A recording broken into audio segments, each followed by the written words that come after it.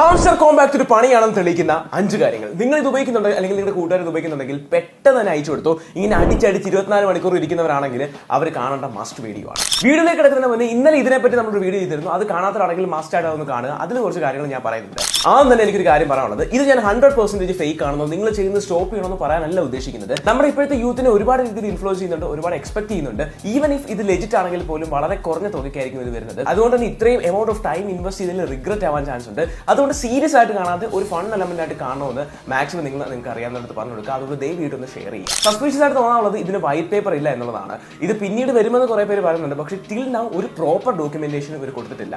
രണ്ടാമത്തെ കാര്യം, ഇതൊരു ടെലിഗ്രാം ബോട്ട് അല്ല, മറിച്ച് ഒരു മിനി ആപ്ലിക്കേഷൻ ആണ് പറഞ്ഞിട്ടുണ്ട്.